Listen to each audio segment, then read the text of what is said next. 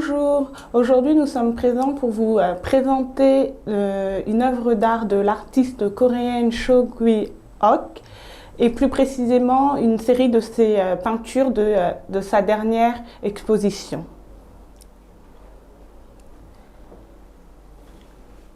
Les fleurs qui fleurissent dans les champs m'ont vraiment émue. Il n'est pas facile d'exprimer l'attrait des fleurs sauvages. C'est comme de l'anxiété, ou comme quelque chose qui manque et ne peut pas être ajouté. Telle une fleur qui s'épanouit seule, le travail de l'artiste, consistant à vider et effacer, plutôt qu'à remplir la toile, se retrouve également dans la vie des fleurs qui s'épanouissent et tombent à plusieurs reprises. La méthode de travail établie d'un artiste est créée en observant attentivement ce que nous pouvons voir dans nos propres vies. L'artiste dit qu'elle-même a capturé ce qu'elle a remarqué dans sa vie répétitive lorsque les fleurs fleurissent et tombent. Wild flower inside me, les fleurs sauvages à l'intérieur de moi.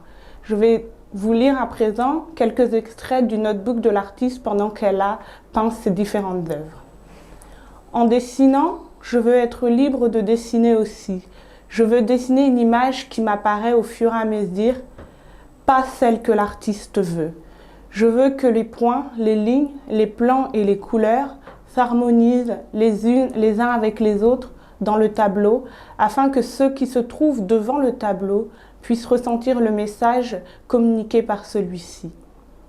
En laissant les peintures elles-mêmes s'exprimer, je veux transmettre le message des peintures qui correspondent aux émotions de chaque spectateur. La peinture n'est pas finie dans mes mains. Dès qu'elle quitte mes mains et mes outils, la peinture devient une peinture à part entière et prend vie. La peinture est vivante et elle me parle à moi et au public qui l'admire. Quant à la peinture de fleurs sauvages, au moment où elle quitte ma main, la peinture brille et se balance librement selon la lumière et le vent, et chacune exécute une belle danse qui lui est propre. Les fleurs, l'herbe et les papillons de la photo flottent librement dans le vent sous différentes formes, même en ce moment, montrant la lumière, le vent et le parfum aux autres dans un autre beau moment. J'espère que vous apprécierez et imaginerez les fleurs, l'herbe, les papillons et le flottement libre du vent sur la toile et que les émotions de ce moment resteront intactes.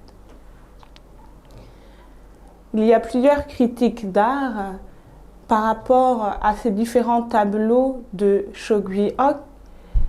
Les couleurs utilisées par Cho Gui-ok sont claires et transparentes. Il n'y a donc pas place à des mots clichés ou superflus. L'artiste n'a aucune prétention dans son travail. Elle ne cherche pas à embellir ses pièces. Elle reste fidèle à son mouvement, fidèle aux mouvements sur lesquels elle travaille et n'essaye pas de s'inspirer ou de copier sur les mouvements des autres. L'artiste peintre a eu plusieurs expositions durant l'année, des expositions domestiques en Corée du Sud, par exemple une exposition au ministère de la Défense nationale ou alors au centre d'art de Gyeongbokgung.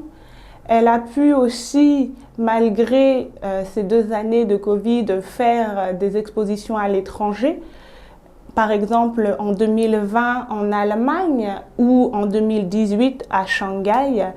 Et on peut aussi retrouver plusieurs de ses œuvres dans des dramas ou dans des émissions de télévision. Par rapport au drama, je dirais que l'un des plus connus récemment a été Itaewon Class en 2020.